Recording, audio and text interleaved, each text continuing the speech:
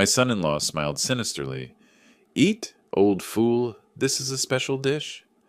But I immediately realized something was wrong.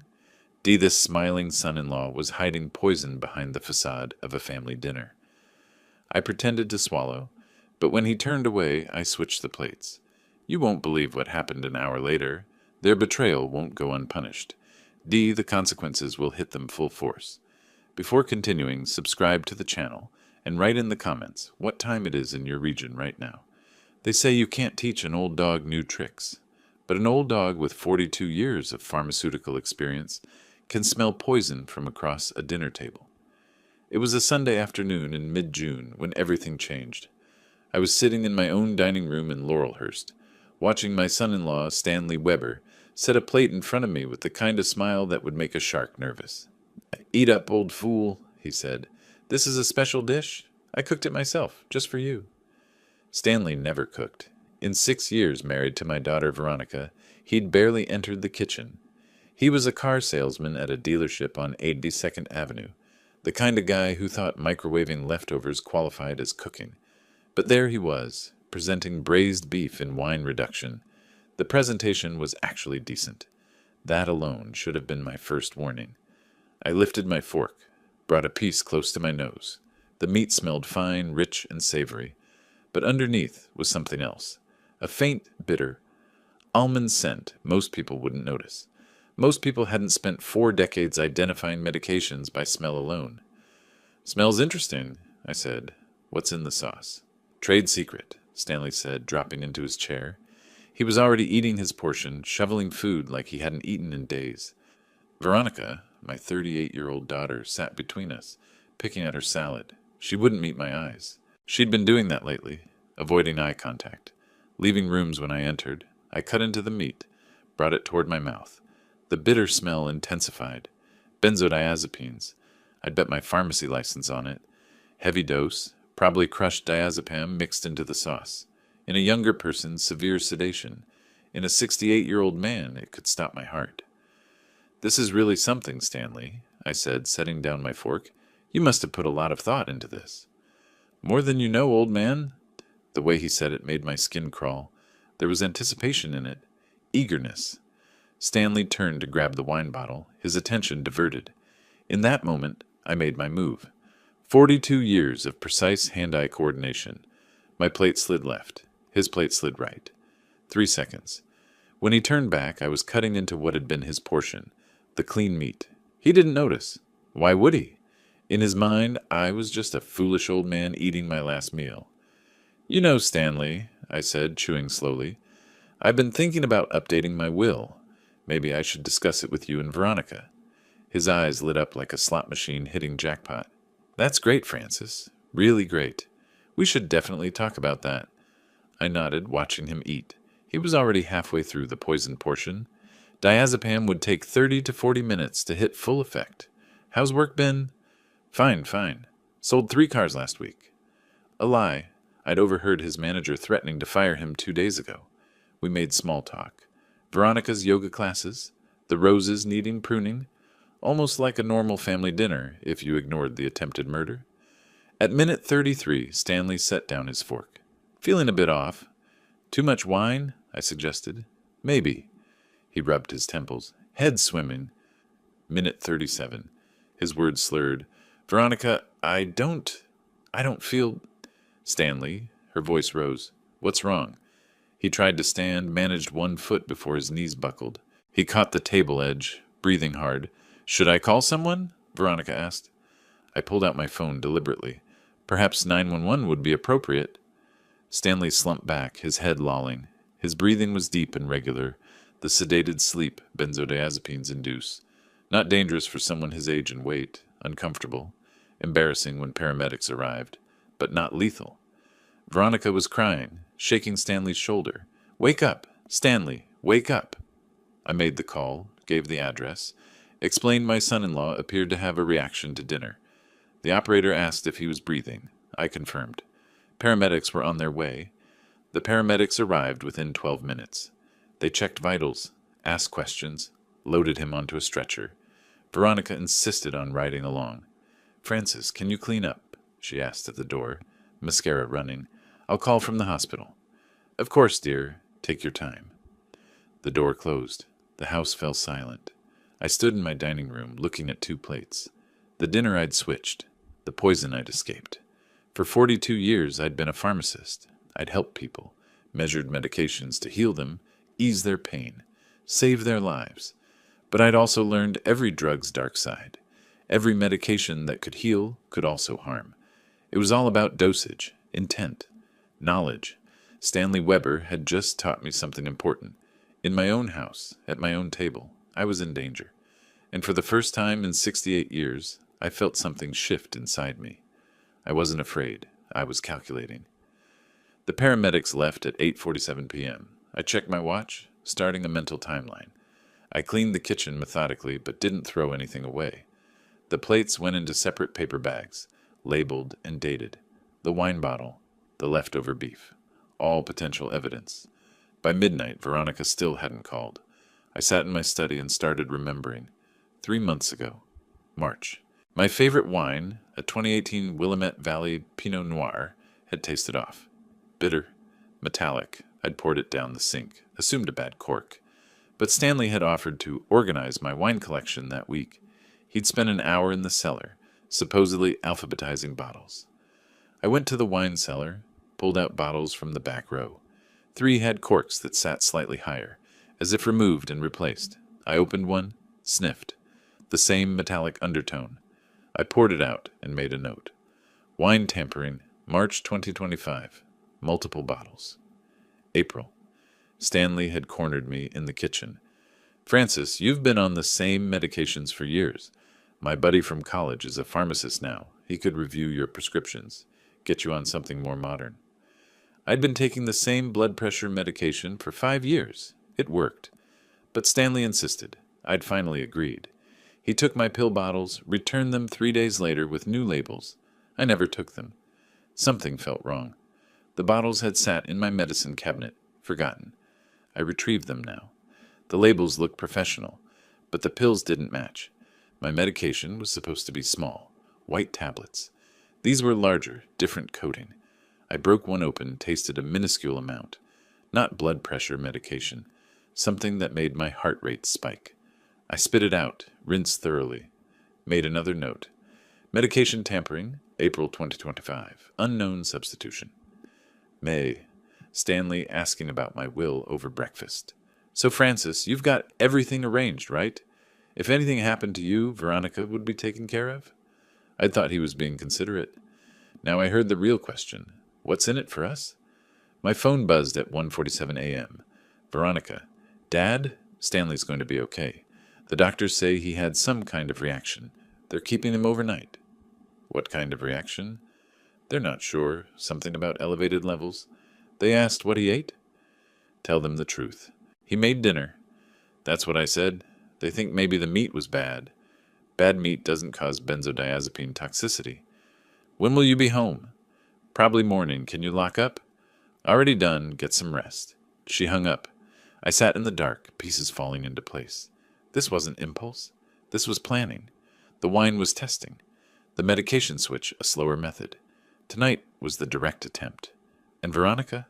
The way she couldn't meet my eyes at dinner. The way she'd left rooms when I entered. The way she immediately assumed the meat was bad. I pulled out a leather journal, started writing. June 15th, 2025. 2:15 a.m. Evidence, wine, March. Multiple bottles tampered. Medication, April. Pills substituted. Dinner, June 15th. Braised beef, suspected diazepam. Stanley hospitalized. Veronica's knowledge, unknown. Suspicious behavior noted. I kept writing. Times, dates, observations. Stanley doing chores he'd never done. Always accessing my food, drinks, medications. Phone calls where he'd gone silent when I entered. Hushed arguments with Veronica. By 4 a.m., I had 5 pages. At 6:30 a.m., Veronica's key turned. I was making coffee like this was normal. Dad, she looked exhausted. Stanley's stable. They're running more tests. That's good, I said, pouring her a cup. She took it, wrapped both hands around it. He was asking about you. How thoughtful. Dad, I know things have been tense between you two. Have they? You know they have. Stanley feels like you don't respect him. Veronica, do you think Stanley respects me? She looked away. There it was again. He's under stress at work. Is he? The car market is tough. His commissions are down. I see. I didn't mention the gambling debts, the $60,000 in online poker, the forged mortgage application on my house. I'd gotten the bank's letter 2 weeks ago. I should sleep, Veronica said, setting down her untouched coffee. They said he can come home tomorrow. Of course. Rest. She started upstairs, paused. Dad, tonight's dinner, did it taste strange? No, I lied smoothly. Why? No reason. Stanley said something before he passed out. The doctors will sort it out. She nodded and disappeared upstairs. I stood in my kitchen, surrounded by family that wanted me dead. Or at least a son-in-law who wanted me dead, and a daughter who was complicit or willfully blind. For 68 years, I'd been the peacekeeper, the generous host who let them live here rent-free. But standing in the early morning light, I felt something cold settle into my chest. I'd spent 42 years learning how drugs could harm. Now it was time to remember I'd also spent 42 years learning to document, investigate, and prove when something had gone wrong. Stanley Weber wanted to play pharmacist, mix deadly cocktails, and serve them to an old man he thought too foolish to notice. But he'd forgotten something. I wasn't just any old man. I was Francis Holmes. I'd run my own pharmacy for 20 years. I'd caught prescription fraud, identified black market pills, reported dozens of cases to the DEA, and I'd kept meticulous records of everything. I opened the journal again. Decision made, June 16th, 2025, 7:15 a.m. I will not be a victim in my own home. The game had changed. Stanley just didn't know it yet. Monday morning, June 16th. I hadn't slept, but I wasn't tired. The adrenaline of discovery had sharpened my mind better than any caffeine could. I dressed in my best slacks and sweater, the concerned father-in-law visiting his ailing son-in-law, the role I'd perfected over 6 years. The hospital parking lot was half empty at 10 a.m. I took the elevator to the 4th floor, cardiac observation. Stanley had been moved there after his heart rate spiked overnight. I found his room easily. He was awake, propped against pillows, pale but alert. When he saw me, something flickered in his expression. Guilt? Fear? Francis, his voice was hoarse. You didn't have to come. Of course I did. I pulled a chair close, playing my part. You gave us quite a scare. How are you feeling? Like I got hit by a truck. He rubbed his chest. They say my heart. Something about irregular rhythms. They found something in my blood work. What did they find? His eyes narrowed slightly. They're not sure yet. Some kind of medication. They asked if I'd taken anything unusual. And had you? No. The lie came smooth. That's what's so weird. I don't take any medications. I nodded sympathetically. Maybe something in the food? Sometimes meats can have additives. Yeah, maybe that's it. He relaxed a fraction. The doctors mentioned something like that. I let silence settle, watching the monitors beep. He thought he was safe. Thought I was just a foolish old man. I should let you rest, I said, standing. Is there anything you need? No, I'm good. Veronica's bringing my phone later. I walked toward the door, then paused. Oh, Stanley, that dinner you made, the recipe? Where did you get it? His face went carefully blank. Online. Some cooking blog. Ah, I might try making it myself sometime. Sure. I left him there, walked down the corridor, and that's when I heard it. Francis? Francis Holmes? I turned. The voice belonged to a woman in scrubs, mid-50s, with kind eyes. It took me a moment to place her. Gloria Richards, I said. It's been years. Gloria had been a nurse at Providence, Portland when I'd supplied medications there. We'd worked together on countless prescription verifications. I thought that was your name on the visitor log, she said, giving me a quick hug. What brings you here? My son-in-law, Stanley Weber. He had some kind of reaction last night. Her smile faltered. Just slightly, but I caught it. Stanley Weber.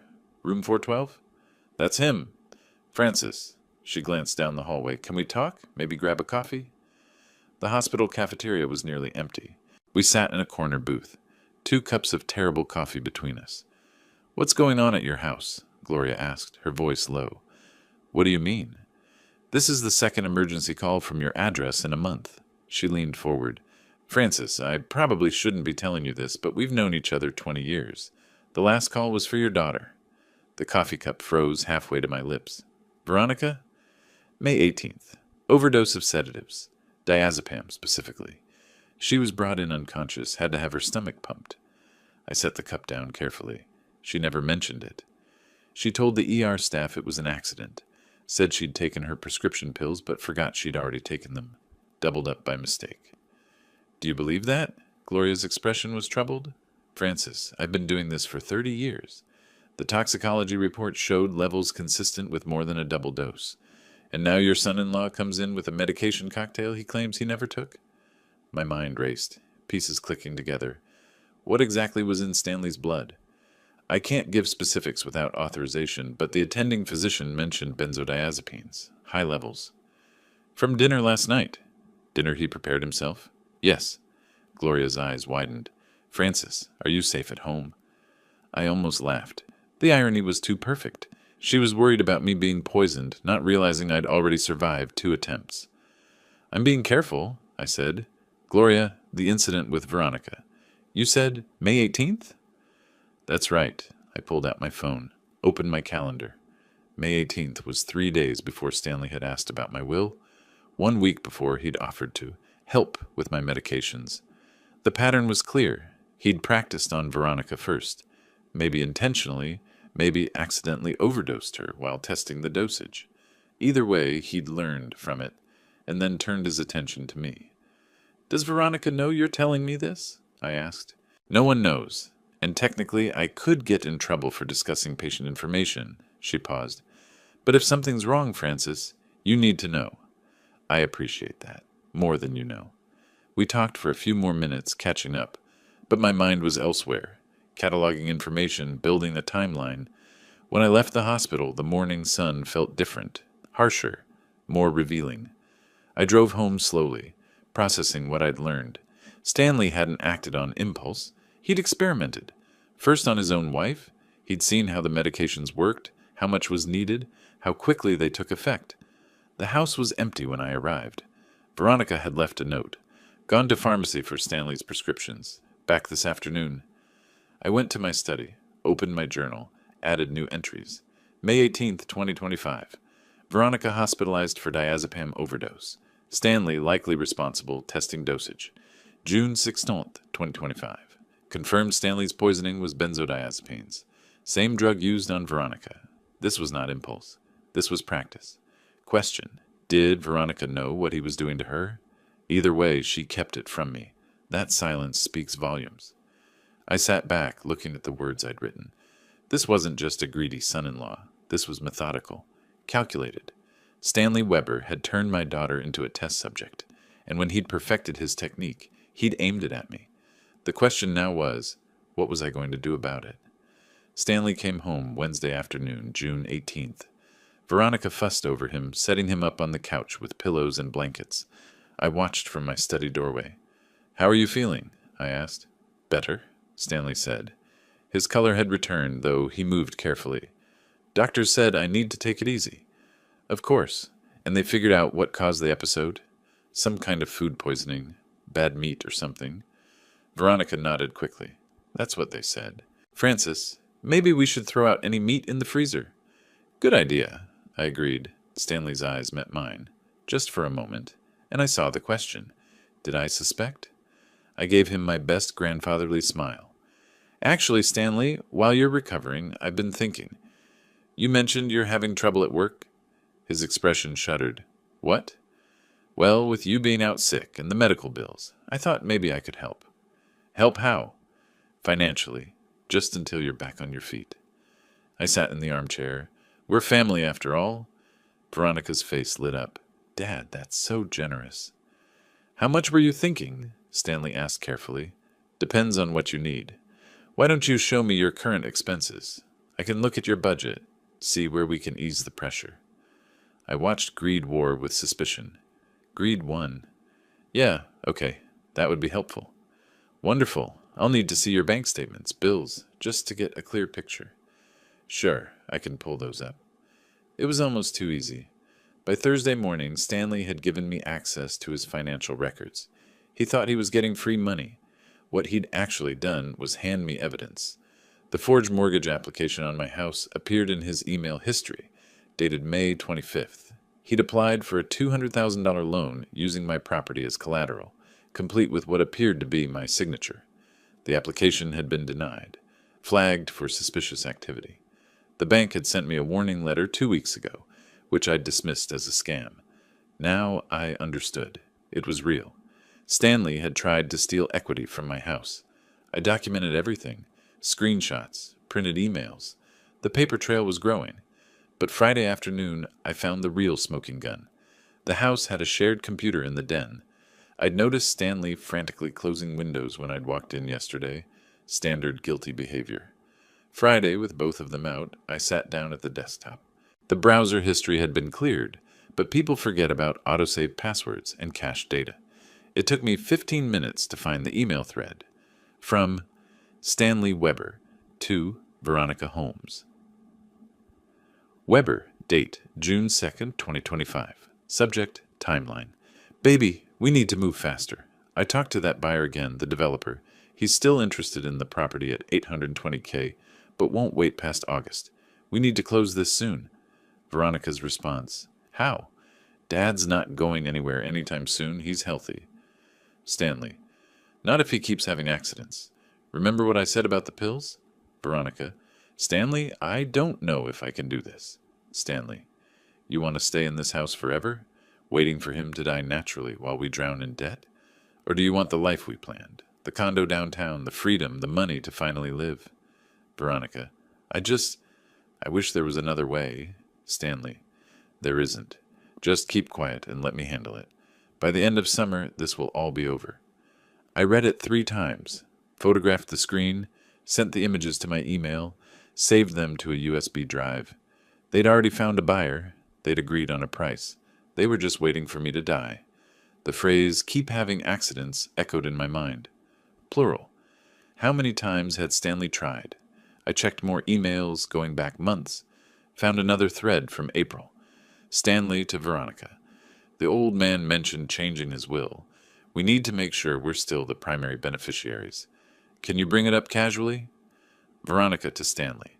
He won't tell me. Says it's all handled. But I think everything comes to me anyway. He doesn't have anyone else. Stanley. Make sure. We can't risk him leaving it to some charity. My hands were shaking. Not from fear, from anger. They'd been planning this for months. Every kind word, every concerned question, every helpful gesture had been calculated, designed to keep me compliant while they plotted my death. I closed the browser, cleared my tracks, went back to my study. The journal entry was clinical, precise.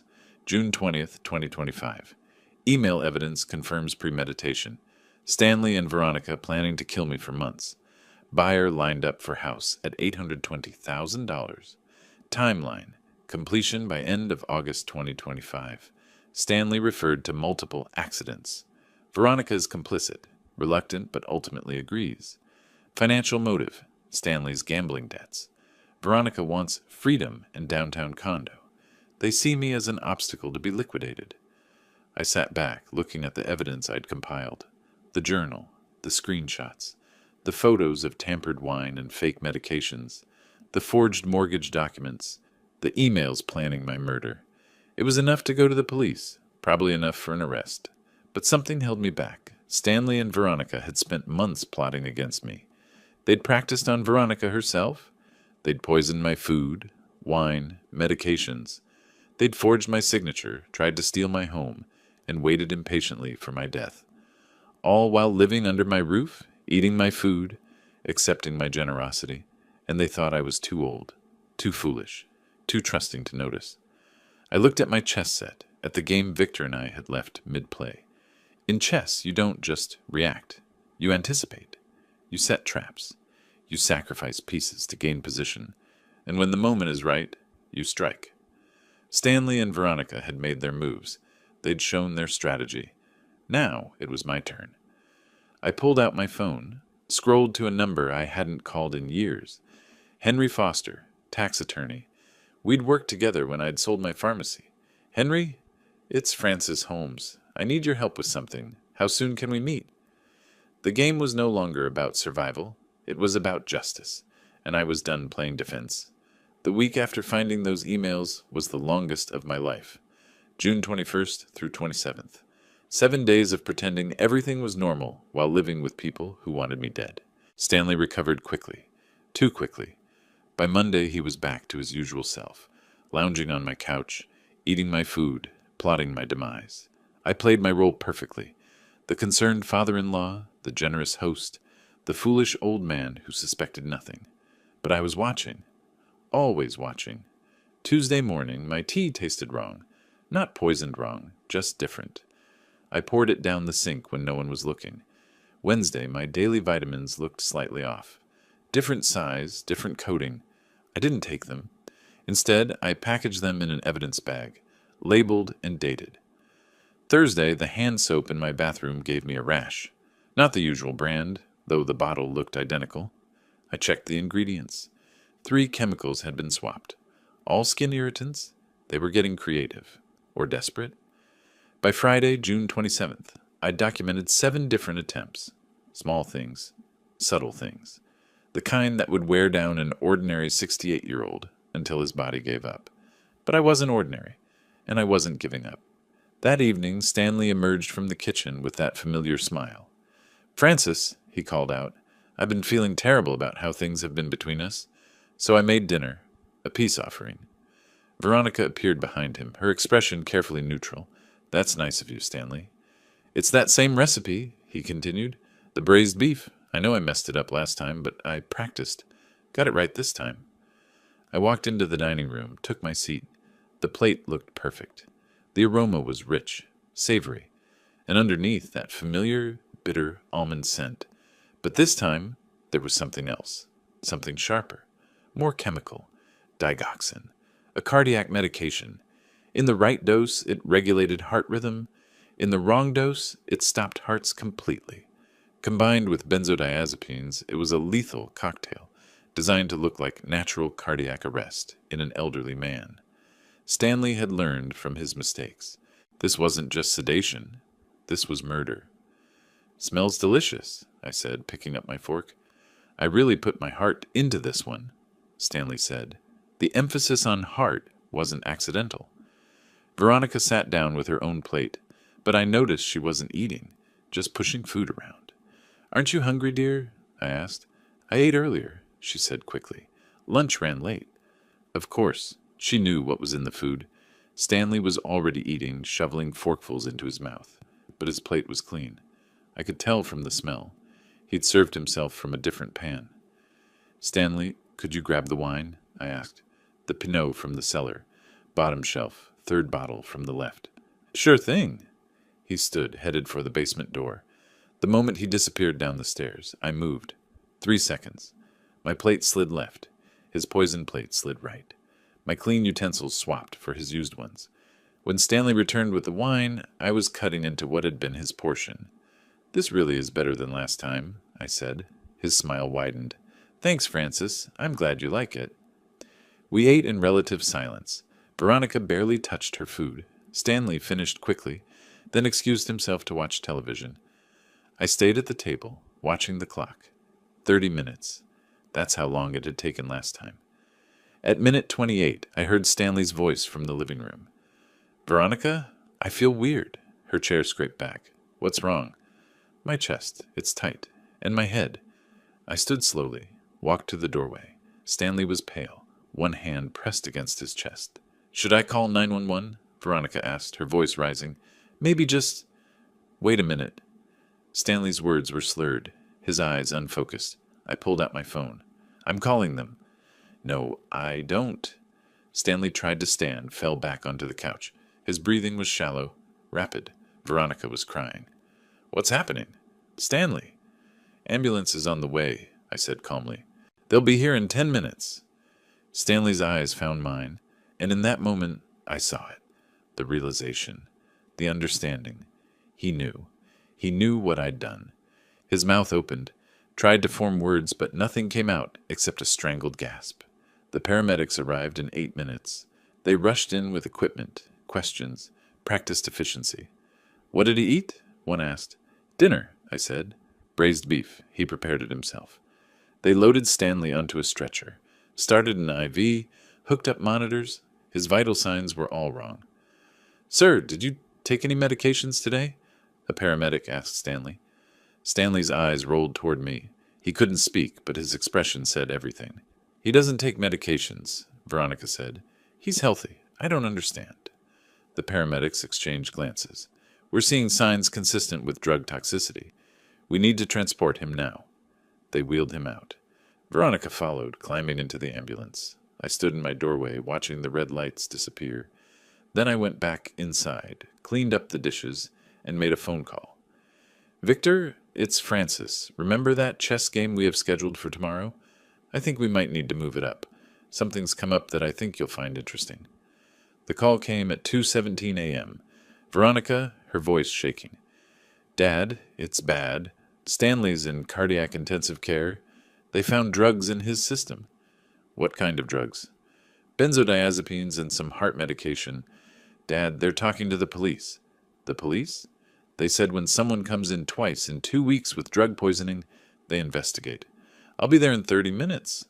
Providence Portland's ICU was quiet at 2:45 a.m. I found Veronica in the waiting room, mascara streaked. "Where is he?" "Room 6. They won't let me in yet. Dad, what's happening?" Before I could answer, a familiar voice called my name. "Francis Holmes?" Victor James, my chess partner and neighbor, walked toward me in plain clothes, a detective's badge clipped to his belt. "Victor, you're on duty?" "Got called in special." His expression was serious. "This is the second poisoning from your address in 2 weeks. We need to talk." Veronica's eyes widened. "Dad didn't—" "Ma'am, wait here." Victor gestured to me. "Francis, let's find somewhere private." We walked to a consultation room. Victor closed the door. "Talk to me. What's going on?" I pulled out my phone, opened the documentation. 3 weeks ago, I started noticing irregularities. My wine tasted wrong. My medications were tampered with. I documented everything. I showed him photos, dates, notes, the tampered wine, the fake pills, the emails between Stanley and Veronica. Victor's expression grew darker with each image. "Stanley Weber tried to poison me," I said quietly. "Twice. June 15th, I switched our plates. He ended up in the hospital. Tonight, he tried again. Same result. You switched the plates. Both times. Both times. Francis, you understand what you're telling me?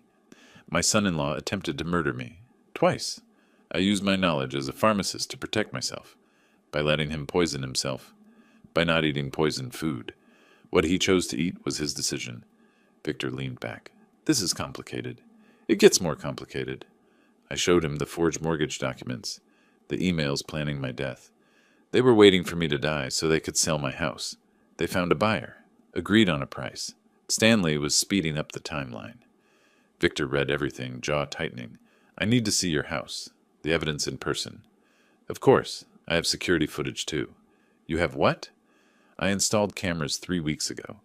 I have video of Stanley tampering with my food, my medications, everything." Victor stood. "Francis, you're not under arrest, but you're now a witness in a possible attempted murder investigation.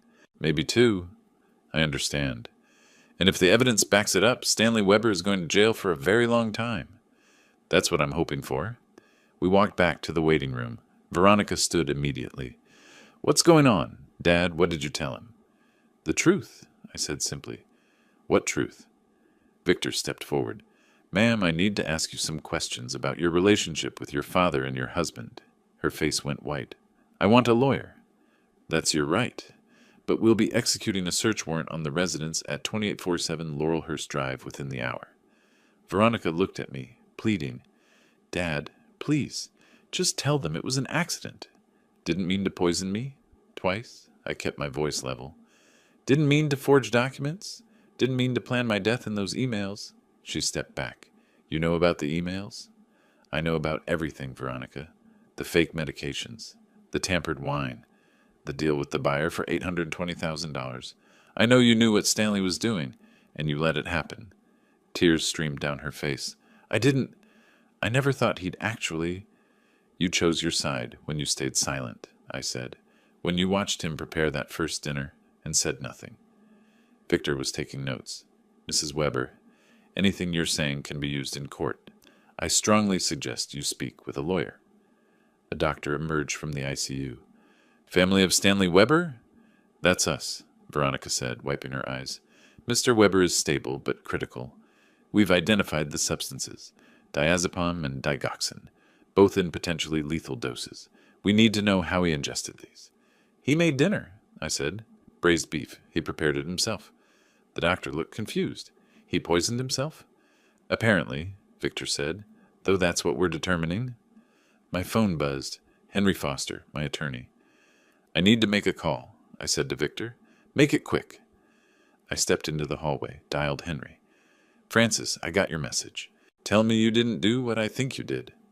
I defended myself, twice, and now I need legal representation. You need a criminal defense attorney. No. I need you to file paperwork. I want Stanley Weber charged with attempted murder. I want the fraudulent mortgage investigated. And I want a restraining order against both Stanley and Veronica, effective immediately. Long pause. You have evidence? Volumes, including video? Then we're not playing defense. We're going on offense. Exactly. When I returned, Victor was on his phone. Veronica sat alone, staring at nothing. Francis, Victor said, ending his call, I need you to come to the station, give a formal statement. Bring all your evidence. Of course.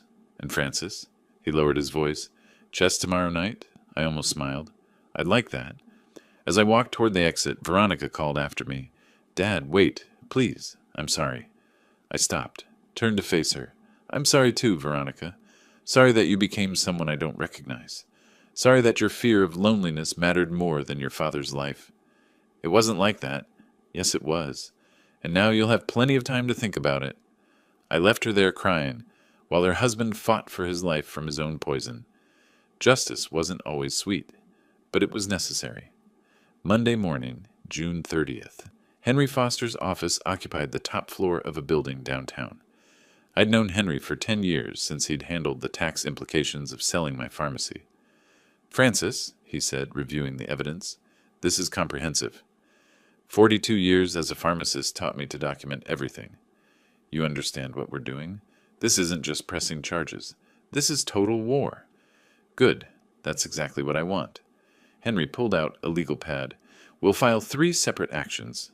First, criminal charges for attempted murder. Second, a civil suit to void the fraudulent mortgage application. Third, a restraining order. How long? Restraining order within 48 hours. Criminal case will take months. Civil suit, maybe 6 weeks. Stanley's still in the hospital. Under police observation, Victor put a guard on his door. What about Veronica? Henry's expression softened. She's your daughter, Francis. Are you sure you want to include her in the restraining order? She knew. She helped plan it. She chose Stanley. Then yes, we include her. He made another note. You mentioned a second property?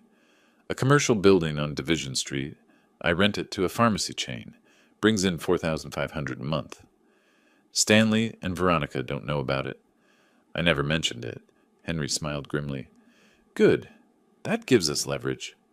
We spent 3 hours going through every detail. The emails, the forged documents, the security footage. One question, Henry said. You switched the plates, both times. A prosecutor might argue you could have just not eaten the food. I could have, but then I wouldn't have proof. He'd have disposed of the evidence. So you let him poison himself. I let him eat what he prepared. Twice. Henry leaned back. It's brilliant. You didn't poison anyone. You simply refused to be poisoned. What happened to Stanley was his own doing. Exactly. But Francis, Stanley's going to fight back. He's looking at serious prison time. People get desperate. Let him fight. I have evidence. Evidence can be challenged, and Veronica will likely testify against you. That hit harder than I expected. She already has, hasn't she? Victor mentioned she tried to blame you at the hospital. I stood, walked to the window. The city stretched out below. File everything, I said. All 3 actions. Today. I'll have the paperwork ready by end of business.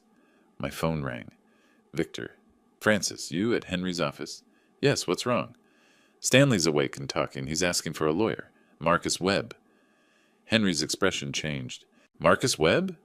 You know him? I asked. Criminal defense attorney. Expensive. Aggressive. Henry frowned. How is Stanley paying for him? After the call ended, Henry discussed strategy. If Stanley had hired Marcus Webb, this was going to be ugly. There's something else, Henry said. The commercial property. We should transfer it to a trust. Today, before Stanley's lawyer can file claims. Can we do that? If we move fast, I'll call Sarah Bennett. Sarah Bennett, the notary I'd worked with years ago, met us at her office. She was efficient, asked no unnecessary questions. By 4 p.m., my commercial property was in an irrevocable trust, protected from claims.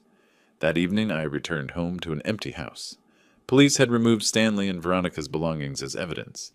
I sat in my study, looking at the chessboard. My phone buzzed. A text from Veronica. Dad, please we can talk about this. Please don't do this to us. No punctuation. Desperation. I deleted it without responding. Another text. I'm your daughter. Doesn't that mean anything? I blocked her number. Tuesday morning, July 1st, Henry called. Restraining order approved. Effective immediately. Stanley and Veronica cannot come within 500 feet of you or your property. Criminal charges filed. Civil suit filed. How did Stanley react? According to Victor, he threw a water pitcher at the wall. I smiled. Good. Francis, there's one more thing. Marcus Webb filed a motion.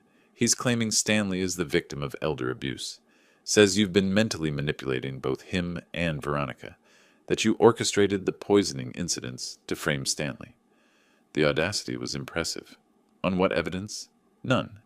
But he's requesting a psychiatric evaluation. For you. Let him. I'll pass any evaluation they want. I figured you'd say that. I've already agreed to it. Contingent on Stanley also submitting to evaluation. When? Next week. Independent psychiatrist. Court appointed. That night, Victor came by for our delayed chess game. He moved his rook. You know what you're doing, right? He asked. Playing chess. I mean with Stanley. With all of this. I moved my queen, putting his king in check. I'm protecting myself. Same as I've been doing since June 15th. Victor studied the board. You're playing a dangerous game. Stanley's lawyer is vicious. Let her. The evidence speaks for itself. Evidence can be twisted. I met his eyes. Victor, I spent 42 years making sure people got the right medications. I never made a mistake. Not once. I'm not starting now. He moved his king. Just be careful. Checkmate in 3 moves, I said. He looked at the board, saw it, resigned. You're a cold player, Francis. Only when necessary. Marcus Webb's counteroffensive came fast and brutal. July 3rd, Stanley was released from the hospital and immediately held a press conference on the courthouse steps. I watched it on the local news standing in my kitchen. I'm the victim of a calculated attack by my father-in-law, Stanley said, looking pale but determined. Francis Holmes has engaged in a pattern of psychological abuse against my wife and me for years. The reporter asked about the poisoning incidents. I prepared dinner for my family. Somehow Francis contaminated the food. I believe he did it to frame me, to make me look dangerous so he could have us removed from the house. Complete inversion of reality. And the reporters were eating it up. Marcus Webb stepped forward. We have evidence that Mr. Holmes has been suffering from paranoid delusions. We're requesting a full psychiatric evaluation and asking the court to consider whether he should be declared incompetent. I turned off the TV. Henry called moments later. You saw it? I saw it. Standard defense strategy. Attack the accuser's credibility, make you look unstable. I'm not unstable. I know, but now we prove it. The psychiatric evaluation is scheduled for July 8th. Dr. Patricia Morgan, highly respected, completely independent. What about Stanley? He'll be evaluated the same day, different time. The next few days were tense. Veronica went on local TV, crying, talking about her troubled father who lived in fantasies and couldn't accept that she'd grown up. Each interview was carefully orchestrated by Marcus Webb. Each one painted me as the villain, but I had something they didn't. Patience. July 8th arrived. Dr. Morgan's office was in a medical building near the hospital. She was in her early 60s, with kind eyes and a no-nonsense demeanor. Mr. Holmes, I'm going to ask you a series of questions. Answer honestly. We talked for 3 hours about my career, my wife's death 5 years ago, my relationship with Veronica, the timeline of events with Stanley. I showed her everything. The journal, The photos, the emails, the security footage. "Why did you install cameras?" she asked. "Because I suspected I was being poisoned, and I needed proof." "Why not go to the police immediately?"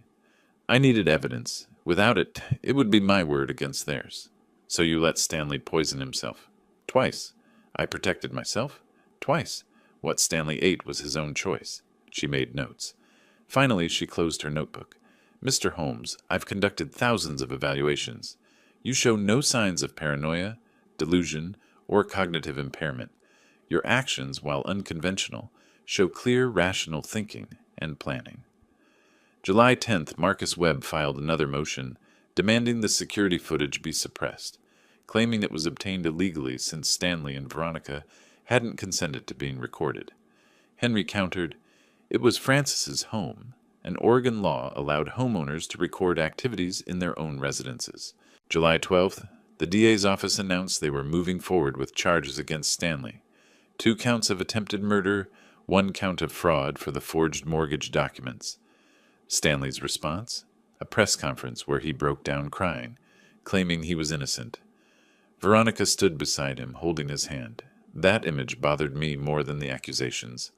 My daughter, standing by the man who'd tried to kill me. July 15th, Victor came by with news. "We found out how Stanley's paying for Marcus Webb." "How?" "He took out a loan, used your house as collateral." "The forged documents?" "No, different ones. He forged them after being released from the hospital. We're adding it to the charges. Even facing prison, he was still trying to steal my home." July 18th, preliminary hearing. I sat in the courtroom watching Stanley and Marcus Webb present their case. Marcus was good. He made Stanley look sympathetic. "The desperate son-in-law trying to care for an elderly, unstable man," Veronica testified. "My father has always been controlling. When I married Stanley, Dad couldn't handle it. He's been trying to drive us apart ever since." Lies. All lies. But delivered with tears and conviction. Then it was my turn. Henry walked me through the evidence. The timeline, the emails, the forged documents, and finally, the security footage. The courtroom went silent as they watched Stanley carefully opening pill bottles, crushing tablets, mixing them into a sauce. The timestamp was clear, June 27th, 5:47 p.m. Marcus Webb objected, argued, tried to have it suppressed. The judge overruled him. "The footage is admissible. Continue." More footage. Stanley tampering with wine bottles, replacing medications, adding something to a bar of soap. When it ended, I looked at Stanley. His face was red, his jaw clenched. The judge spoke. "Based on the evidence presented, I'm ruling there is probable cause to proceed to trial. Mr. Weber, you will remain free on bail, but with electronic monitoring. Trial date is set for August 15th. As we left the courthouse, Marcus Webb intercepted us. "Mr. Holmes, my client is willing to discuss a settlement." "No settlement," I said. "You haven't heard the terms." "Don't need to. Stanley tried to kill me, twice. There's no settlement for that." Marcus's smile was cold. "We'll see you in court then. And, Mr. Holmes, I hope you're ready, because I'm going to tear apart every piece of evidence you have. By the time I'm done, the jury will think you're the criminal." Henry stepped between us. "We're done here, Marcus." As we walked away, I felt something shift. This wasn't just about justice anymore. It was about winning. Completely. Totally. And I was ready. August 15th, 2025. The courtroom was packed. Marcus Webb had turned this into a media circus, painting Stanley as a victim of a paranoid old man. But I was about to change the narrative. Henry Foster sat beside me. "Are you ready?" "I've been ready since June 15th. The judge entered. Judge Catherine Morrison, 62. Stern but fair. Stanley sat at the defense table with Marcus Webb, looking thinner, paler. The electronic monitor on his ankle was visible. Veronica sat in the gallery behind him, hands clutched in her lap. The prosecutor, Daniel Chen, presented the evidence methodically, the security footage, the forged documents, the emails, the toxicology reports from both hospitalizations. Marcus Webb objected constantly, but Judge Morrison overruled him repeatedly. Then it was time for witnesses. Henry stood. "Your Honor, we'd like to present evidence regarding Mr. Holmes's character and financial situation." "Proceed." The courtroom doors opened. Robert Chen, president of Pacific Northwest Pharmacies, walked in. 70 years old, silver hair, perfectly tailored suit. Stanley's head snapped up. He whispered something to Marcus Webb. Mr. Chen, Henry said, can you explain your relationship with Francis Holmes? Francis and I have been business partners for 10 years. When he sold his pharmacy in 2015, I offered him 15% equity in Pacific Northwest Pharmacies. We now operate 43 locations across Oregon and Washington. And the current value of Mr. Holmes's stake? Approximately $1.2 million. The courtroom erupted. I watched Stanley's face drain of color. Veronica's mouth fell open. Marcus Webb stood. Objection! This is irrelevant. Your Honor, Henry countered, the defense argued Mr. Holmes's mental state deteriorated due to financial stress. This demonstrates he had no such stress. Overruled. Continue. I saw it then. The moment Stanley understood. He'd been chasing $850,000, plotting murder, risking everything while I'd been sitting on over $1 million he never knew existed. The irony was beautiful. Thank you, Mr. Chen. But we weren't done. Your Honor, we have one more witness. Someone the defense hired. Marcus Webb's head jerked up. What? The doors opened. A man in his 40s, nervous, sweating. Thomas Garrett, private investigator. Mr. Garrett, did Stanley Weber hire you in March? Yes. For what purpose? He wanted me to dig up dirt on Francis Holmes. Find anything that could be used against him. Gambling debts, affairs, financial problems. And did you find anything? No. Mr. Holmes is clean. What happened next? Thomas pulled out a folder. In April, Mr. Weber called again. Asked if I knew anyone who could forge documents. I said no. Then he started talking about speeding things up, that waiting for natural causes was taking too long. The courtroom went silent. Did he elaborate? He said, and I quote, "The old man is tougher than I thought. I might need to give nature a push." When I asked what he meant, he said he'd figured out a way using medication. That's when I knew I needed to get out. What did you do? I recorded our conversations, all of them. Then I contacted Mr. Holmes and turned over everything. I didn't want to be an accessory to murder. Henry entered the recordings into evidence. The bailiff played them. Stanley's voice filled the room. I need this done by August. We've got a buyer lined up, $820,000.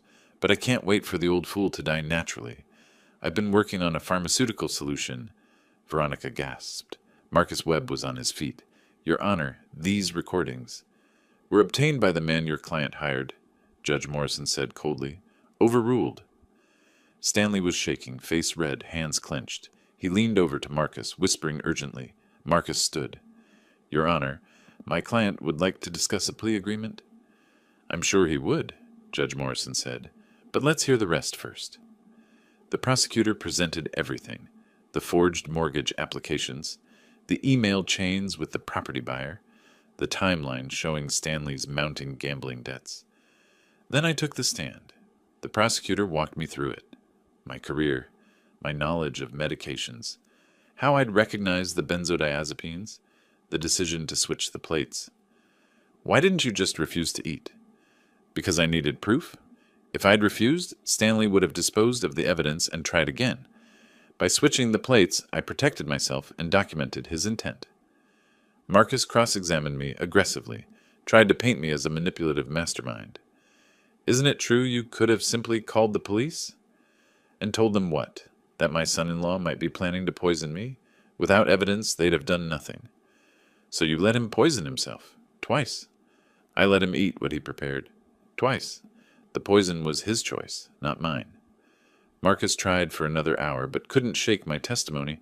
The evidence was too solid. Judge Morrison didn't need long to deliberate. Stanley Weber, please stand. Stanley stood on shaking legs. Based on the evidence presented, I find probable cause for all charges. 2 counts of attempted murder, multiple counts of fraud and forgery. Bail is revoked. You will be remanded to custody immediately. 2 officers moved toward Stanley. He looked at Veronica, desperate. She looked away. As they handcuffed him, Stanley's control broke. This is insane. That old man played us all. Mr. Weber, Judge Morrison said sharply, I suggest you save your energy for trial, where you'll likely be found guilty and sentenced to significant prison time. They led him away, still protesting.